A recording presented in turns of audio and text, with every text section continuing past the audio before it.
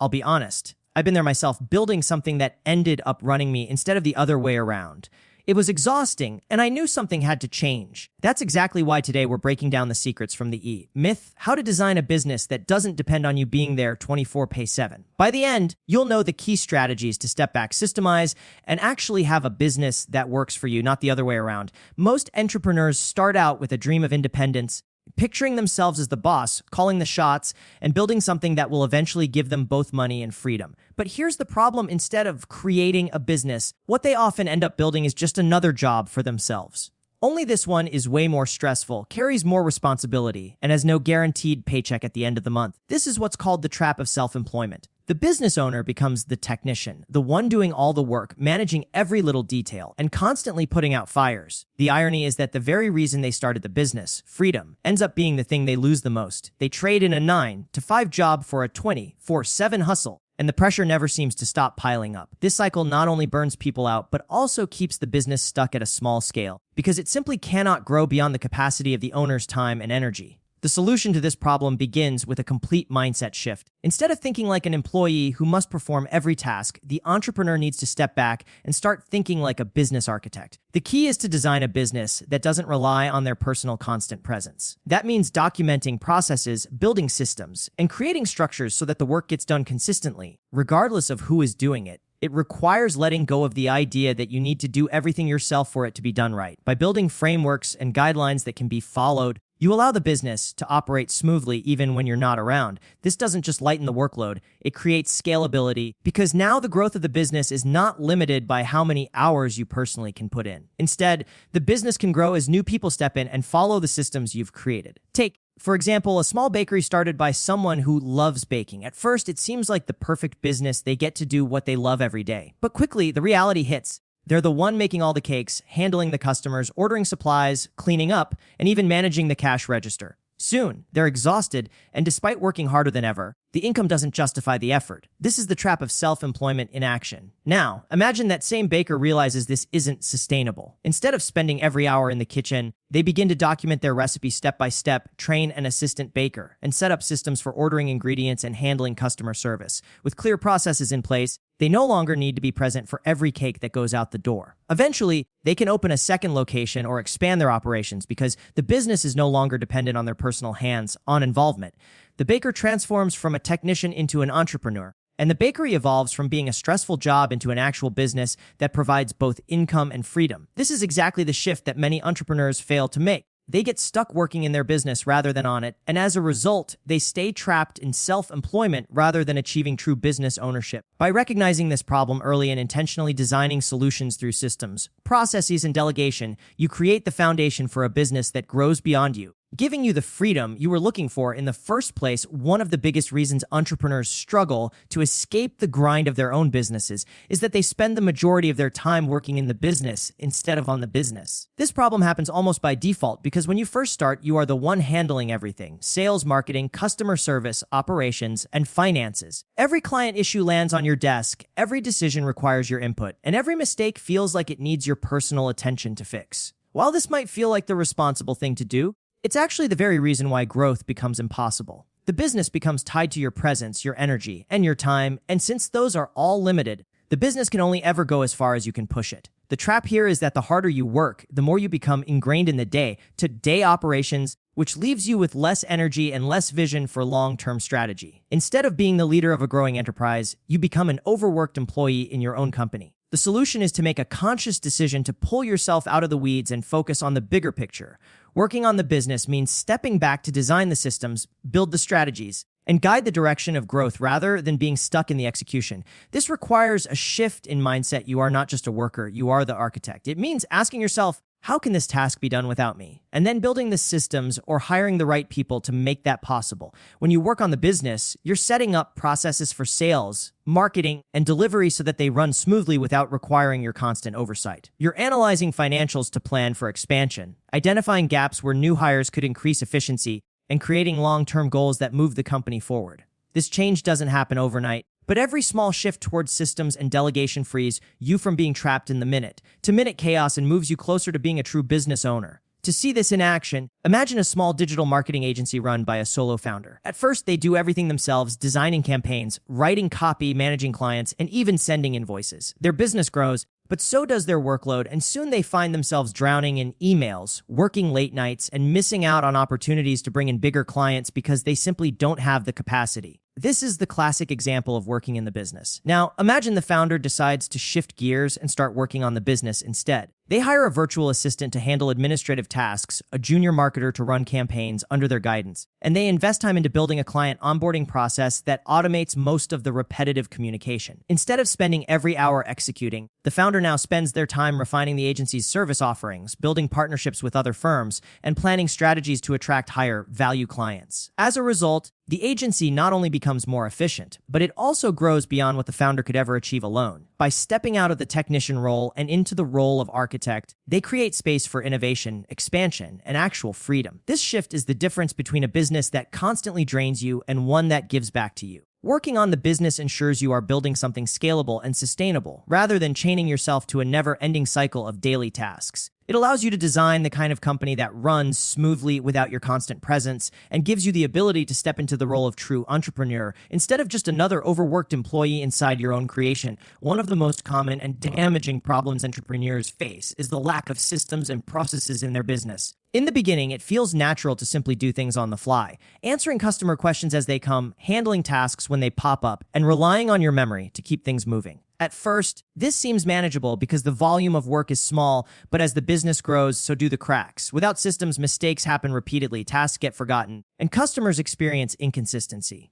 What makes this worse is that the entrepreneur ends up being the only one who knows how things should be done, which means every employee or helper depends on them for guidance. This creates bottlenecks, slows down operations, and leads to frustration for everyone involved. The business becomes chaotic and fragile. And instead of being a reliable machine, it turns into a collection of unpredictable moving parts that always seem on the verge of breaking down. The solution is to build clear, repeatable systems and processes that ensure the business operates consistently no matter who is involved. A system is simply a structured way of doing something that removes guesswork and reduces errors. It could be a documented checklist, an automated workflow, or a step-by-step manual that guides team members to complete tasks with the same level of quality every time.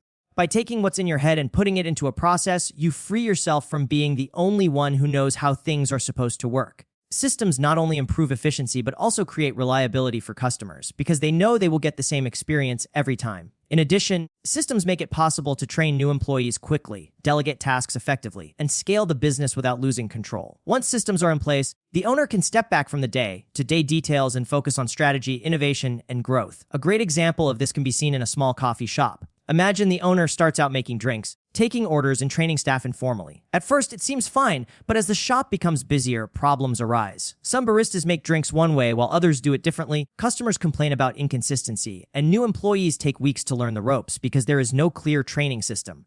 The owner ends up jumping behind the counter constantly to fix mistakes, which not only burns them out but also prevents them from focusing on expanding the business. Now imagine that same owner decides to implement systems. They create a recipe card for each drink with exact measurements, set up a checklist for opening and closing the shop, and design a structured training program for new staff. They even automate parts of the ordering system to reduce human error. With these systems in place, every drink tastes the same regardless of who makes it, customers are happier, and new employees can be productive within days instead of weeks. The owner now spends less time micromanaging and more time planning to open a second location or add new product lines. This example shows how powerful systems can be in transforming a business from chaotic to controlled.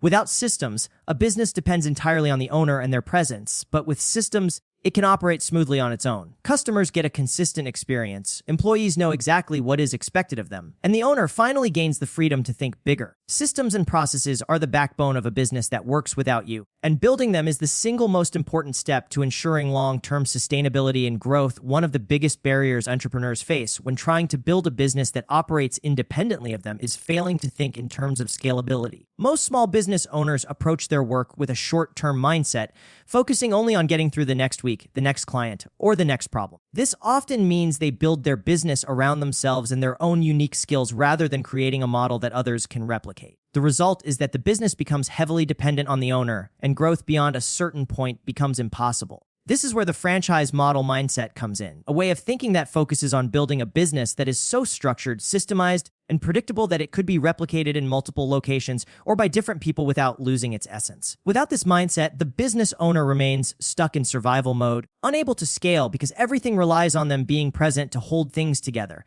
The solution is to approach your business as if you were designing it to be a franchise, even if you never intend to franchise it. This doesn't mean you need to become the next McDonald's or Starbucks, but it does mean you need to think about how your business could be replicated if someone else were to run it.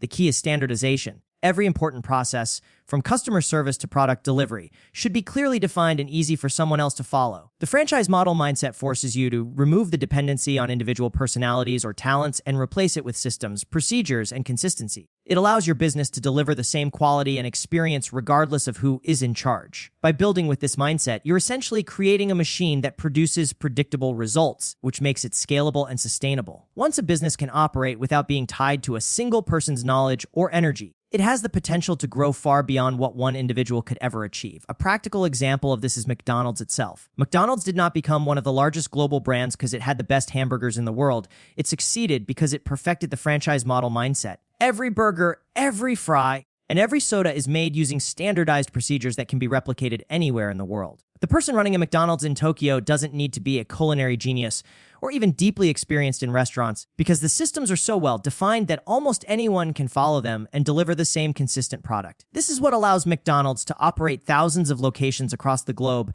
while maintaining the same recognizable experience for customers. Now, apply this same thinking to a smaller business, like a fitness studio. Imagine the owner of the studio starts with just one location where they personally teach classes and build relationships with clients. If they want to grow, they can't clone themselves, so they adopt the franchise mindset. They create training manuals for instructors, develop a consistent class structure, implement a system for client onboarding, and set clear standards for customer service. With these systems in place, the owner can hire other trainers and even expand to new locations while ensuring the brand and customer experience remain consistent. This demonstrates how powerful the franchise model mindset can be when applied to any business, no matter the size. It shifts the focus from being a business that survives only because of the owner's direct involvement to one that thrives because of its systems and replicable structure. Thinking like a franchise forces you to prioritize scalability, predictability, and consistency, all of which are essential to building a business that truly works without you, a common struggle many entrepreneurs face when trying to build a business that operates smoothly without their constant oversight is misunderstanding the difference between delegation and abdication. Too often, overwhelmed business owners reach a point where they are desperate to get tasks off their plate, so they hand over responsibilities to employees or contractors without clear instructions, systems, or accountability. What happens next is predictable. The work gets done inconsistently, mistakes multiply, and the owner becomes frustrated and jumps back in to fix everything themselves. This creates a cycle where the owner believes no one else can do the job as well as they can, which only reinforces their reluctance to delegate in the future. In reality, the problem isn't that people can't do the job. It's that the owner abdicated responsibility instead of delegating properly.